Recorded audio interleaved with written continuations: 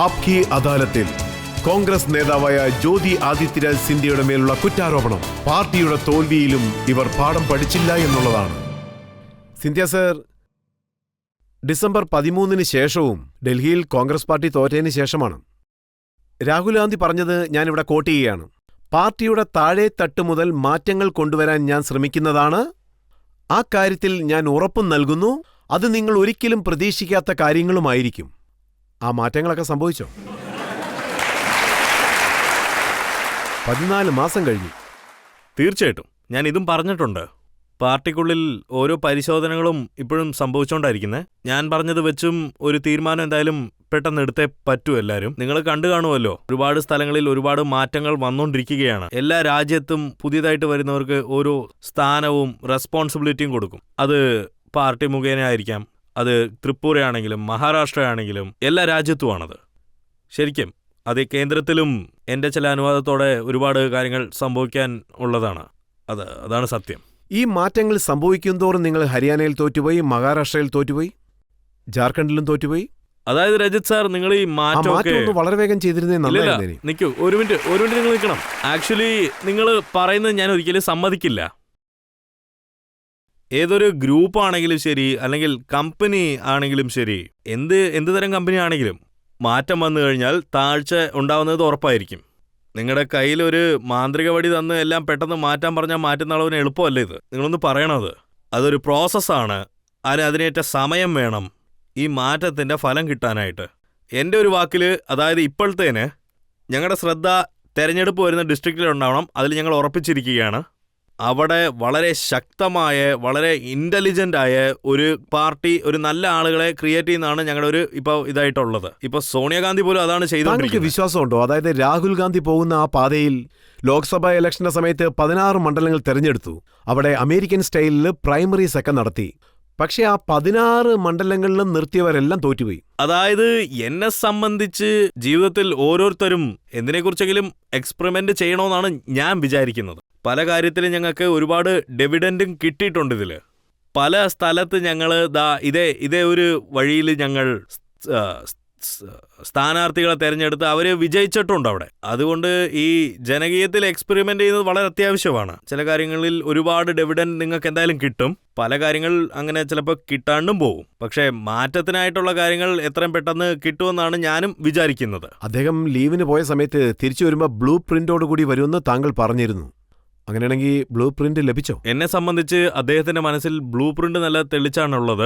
അടുത്ത 1-2 മാസത്തിൽ അതിനുള്ള മാറ്റം നിങ്ങൾ എന്തായാലും കണ്ടിരിക്കുമെന്ന് തോന്നുന്നു. എന്ത് മാറ്റമാണ് വന്നത്? അദ്ദേഹം നേപ്പാൾ എംബസിയിൽ കണ്ടോളൻസ് മെസ്സേജ് എഴുതാൻ വേണ്ടി പോയി. അതും ഫോൺ നോക്കിയാണ് എഴുതുന്നത്. അല്ല, ഇത് നിങ്ങളുടെ അടുത്ത് ആരാ പറഞ്ഞത്?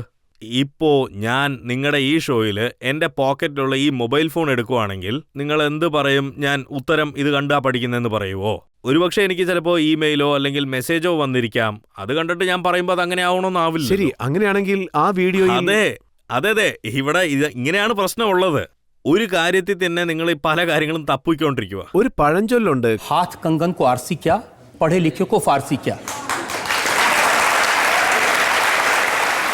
അതുപോലെ തന്നെ ശ്രീ രാഹുൽ ഗാന്ധി എംബസിയിലുള്ള സമയത്ത് ആ വീഡിയോ കാണുമ്പോൾ തന്നെ അറിയാം. അത് ജനങ്ങളും കാണട്ടെ, എന്നിട്ട് നമുക്ക് തീരുമാനിക്കാം അദ്ദേഹം എങ്ങനെയാണ് മെസ്സേജ് എഴുതുന്നതെന്ന്. ആ എവിഡൻസ് ഞാൻ കാണിച്ചു തരാം. ജനങ്ങൾ എല്ലാവരും കാണട്ടെ.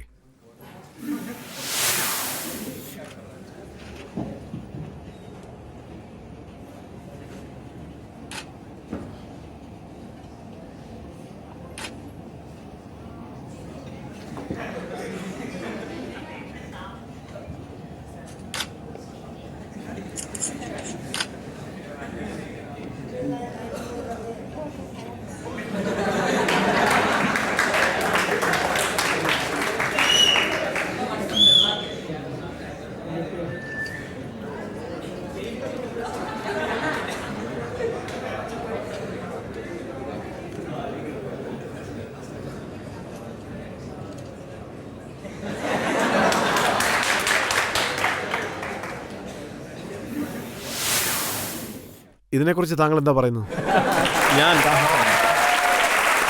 ഞാനിത് സമ്മതിക്കത്തില്ല. അതുകൊണ്ടാണ് കോൺഗ്രസിന്റെ പല നേതാക്കന്മാർ, അമരീന്ദർ സിംഗ് അദ്ദേഹവും പറയാൻ തുടങ്ങി സോണിയാഗാന്ധി തുടർന്ന് നേതാവായിരിക്കണമെന്ന്. കിഷോർ ചന്ദ് ദേവ് അദ്ദേഹവും പറഞ്ഞു, രാഹുൽ ഗാന്ധി പറഞ്ഞ വാക്കുകളിൽ പകുതിയെങ്കിലും നിറവേറ്റിയിരുന്നെങ്കിൽ പാർട്ടിക്ക് ഈ സ്ഥിതി വരില്ലായിരുന്നെന്ന്. അതായത് എന്നെ സംബന്ധിച്ച് ഏതൊരു രാഷ്ട്രീയ പാർട്ടിയിലും, ഉദാഹരണത്തിന് രജത് സാർ, നിങ്ങൾ ഈ ഇന്ത്യ ടി വിയിലെ നേതാവായിട്ടിരിക്കണമെങ്കിൽ, അല്ലെങ്കിൽ നമ്മുടെ മിശ്ര സാർ ഇന്ത്യയുടെ ടി വിയുടെ നേതാവായിട്ടിരിക്കണമെങ്കിൽ, ഇതുപോലത്തെ ഒരു സ്ഥാപനത്തിൽ ആരാണ് നേതാവായി ഇരിക്കേണ്ടതെന്ന് വെച്ചാൽ ആ സ്ഥാപനത്തിൻ്റെ നന്മ വിചാരിച്ചാൽ നമുക്ക് തന്നിരിക്കുന്ന ആ ഒരു റെസ്പോൺസിബിലിറ്റി ഉണ്ടല്ലോ, അത് നമ്മൾ തീർച്ചയായിട്ടും നിറവേറ്റിയേ പറ്റൂ. ആര് എപ്പോൾ എങ്ങനത്തെ നേതാവായി വരും, എങ്ങനെയാ ആവുന്നത്, ഇങ്ങനത്തെ തീരുമാനങ്ങളൊക്കെ നമ്മൾ AICC-യിലോട്ട് വിട്ടുകൊടുക്കണം. എന്നെ സംബന്ധിച്ച് ഒരു പാർലമെന്റിലെ മെമ്പറായി എൻ്റെ റെസ്പോൺസിബിലിറ്റി എന്തൊക്കെയാന്ന് വെച്ചാൽ, ആദ്യം എൻ്റെ മണ്ഡലവും പിന്നെ പാർലമെന്റിൽ എനിക്ക് അവർ തന്നിരിക്കുന്ന ഒരു റെസ്പോൺസിബിലിറ്റി, അതിൽ ഞാൻ എൻ്റെ ഒരു റെസ്പോൺസിബിലിറ്റിയും എൻ്റെ ശ്രദ്ധയും വെക്കണം. അല്ലാണ്ട് മറ്റുള്ള കാര്യങ്ങളിൽ ഞാൻ ചെന്ന് ഇങ്ങനെ വീണു കൊടുക്കാൻ പാടില്ല. ഈ ചോദ്യം ഒരുപാട് പേര് എൻ്റെ അടുത്ത് ചോദിച്ചിട്ടുണ്ട്. അതുകൊണ്ടാണ് ഇങ്ങനെയുള്ള ചോദ്യങ്ങളൊക്കെ വരുന്നത്. ലോക്സഭയിൽ കോൺഗ്രസിന്റെ സീനിയർ നേതാവായ കമൽനാഥ് ഉണ്ട്. കമൽനാഥ് പറയുന്നു, എന്തെങ്കിലും പ്രശ്നത്തിന്റെ കാരണം കൊണ്ട് സോണിയാഗാന്ധിയെ കാണാൻ പോയാ എന്നെ രാഹുൽ ഗാന്ധിയുടെ അടുത്തേക്ക് അയക്കുന്നു എന്ന്. പിന്നെ രാഹുൽ ഗാന്ധിയുടെ അടുത്തേക്ക് പോവുകയാണെങ്കിൽ ഇതിന്റെ തീരുമാനം സോണിയാഗാന്ധിയാണ് എടുക്കുന്നതെന്ന് പറയും. അങ്ങനെയാണെങ്കിൽ ഈ ഡയലോമ പാർട്ടിക്ക് വലിയ പ്രശ്നം ഉണ്ടാക്കില്ലേ? ഇത് ഡയലമോ അല്ലെന്ന് ഞാൻ വിചാരിക്കുന്നില്ല. എന്നെ സംബന്ധിച്ച് ഈ തീരുമാനം, അതായത് ഇത് എപ്പോൾ എടുത്താലും ശരി, ഇത് AICC-യുടെ അടുത്തും കൊടുക്കണം, പിന്നെ കോൺഗ്രസിലെ നേതാക്കന്മാരുടെ അടുത്തും കൊടുത്തേക്കണം. എന്നെ സംബന്ധിച്ച് നമുക്ക് തന്ന ഒരു ഉത്തരവാദിത്വം ഒരു വീരനായിട്ട് നമ്മളത് ചെയ്ത് തീർത്തിരിക്കണം. അത് ഞാൻ എൻ്റെ മുഴുവൻ മനസ്സായാണ് ചെയ്യുന്നത്.